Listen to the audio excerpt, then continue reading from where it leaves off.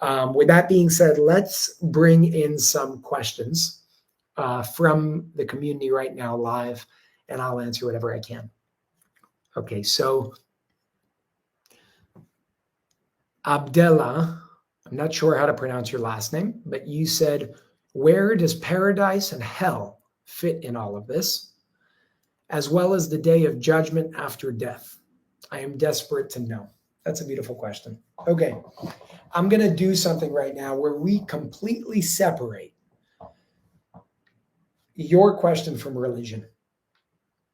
And we only allocate your question to absolute truth. So, all right, so paradise and hell, we're going to call that heaven and hell.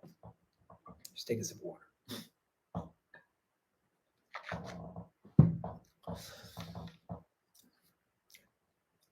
For so long, we've taken things so literally for thousands of years, so literally that we really think that hell is a place that you burn in fire and heaven is this beautiful garden that you live in. And that's great. But heaven and hell is a consciousness. You know what else is a consciousness? The Messiah, the second coming of Jesus, bliss, nirvana, whatever you want to call it. It's all an awareness that we tune into. Now, because people take things so seriously in terms of the literal aspect of the term, everybody really thinks that these are real people in real places. By the way, I will say, and you will all read about this in Rays of Light, which is coming out very, very soon, at least the 2010 portion. The Garden of Eden is a real place. The Garden of Eden is actually located somewhere in Iraq, and it gives you in-depth details of what it looks like and firsthand experiences of individuals who have been there. So the Garden of Eden is real, but that's not heaven. That's just a beautiful place here on earth.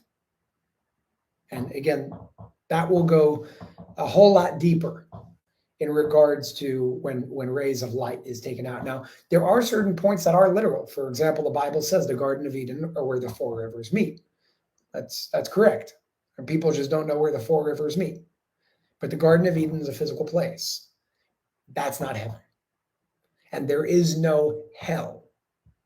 What there is a consciousness that we tune into through our freedom of choice. And based on how we live our lives, we will experience heaven or hell here on earth. We will also experience different places when our souls move on, at least the soul that encompasses your awareness at this point in time, because there is such a thing as parallel lives and split souls that are still whole in and of themselves. But that's a whole other conversation that also is spoken about in Rays of Light, by the way. But when it comes to this idea, there are always different experiences. Based on certain things that you do, you will experience different things, both in your physical life and in your spiritual life, afterlife, if you want to call it. There are three things, three ways, three choices that you can make after this body is deceased and you move on, so-called in the afterlife. Rays of Light speaks about that, by the way. I don't remember the three choices off the top of my head, but the big picture that it's telling you here is we all have a freedom of choice. You can choose to experience heaven. You can choose to experience hell. Are there higher places and lower places, higher worlds and lower worlds as we understand them? Absolutely. But that's not a good thing or a bad thing. That's not a heaven or a hell. It's just a different place. Think about it as there are places at minus 300 elevation below sea level. There are places at sea level, and there are places at 10,000 feet above sea level. None of those places are good or bad. They're just different places relative to sea level. That's how we have to think about higher worlds and lower worlds. Now, we call higher worlds good because we want to experience certain things that we call amazing. But again, there is no good and bad in this picture. There is no duality in this picture. There's unity of one experience that is split in our understanding of relativity. And I don't want to get too philosophical here to confuse anybody, but what's going on here is heaven and hell is a consciousness. All these things are different levels of awareness that we can tune into. But our physical reality is a reflection of our beliefs. It's a reflection of our awareness. It's a reflection of our state of mind. What you choose to tune into is what you're going to experience. We can experience heaven right here on earth. We can experience hell right here on earth. And I would say most of us right now are experiencing hell on earth. Just look at what's going on in the world right now. And when it comes to individuals who are going to save us, or times of great peace, like people say the second coming of Jesus, or the days of the Messiah, or nirvana, or whatever you want to call it, there may be an individual or certain individuals who are coming from very high places and reincarnate into physical form who show us the way, but they're not our saviors.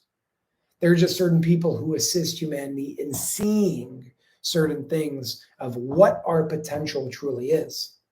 But the overall shift is not them. It's the consciousness that we all tune into collectively. And that's what we have to keep in our consciousness at all times. Now, in regards to judgment, there is an attachment to judgment of judgment, of something that's bad. The idea of a consequence of an action is not judgment. It's just cause effect. They're based on certain things that you do right here, right now, based on how you die, whether it was something that you induced, like committing suicide or not. You will experience different things in the afterlife. But that's not a good thing or a bad thing. And you don't experience one place over the other because you were judged by God. No, it's just there are ways that how do I explain it? There are ways that the system works, right? And of course, I can only explain this through my level of awareness, which I'm not of any high level right now compared to what we're talking about. So I can only do my best, keep that in mind as well. But right now, whatever happens next is not a judgment. If we see it as one, that's fine. But we don't have to see it as one. It's not a judgment if you take a fork and put it into an electrical outlet and get electrocuted.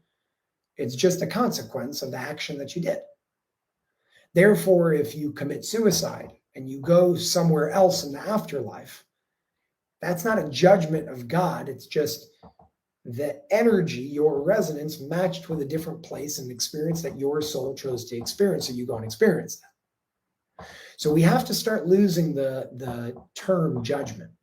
We have to start losing the term punishment. Those are terms of the lower worlds. It's not real. All it is like Tato said, it's all experience. That's it. There's no judgment here. There never was judgment here, and there never will be judgment. The only judgment is what we judge ourselves on, but God doesn't judge you. And anybody that tells you that God judges you, maybe they don't have bad intentions, but they probably shouldn't be your teacher. That's my opinion. There is no judgment here.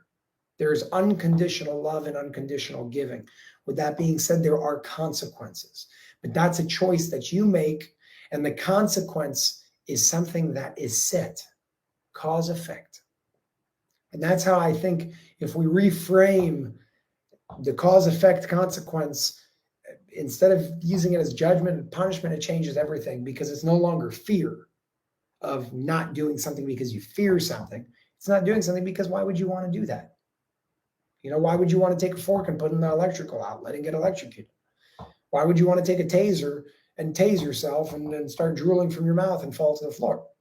Why would you want to take a gun and put a bullet in your brain and kill yourself? You know, if that's what you choose to do, that's fine. But if you take the gun and you pull the trigger and you put the bullet in your brain, you're going to die. That's not a judgment. It's the effect of a cause. The cause was pulling the trigger. The effect, the consequence is death. So again, this is all a matter of choice, what we choose to do, not judgment.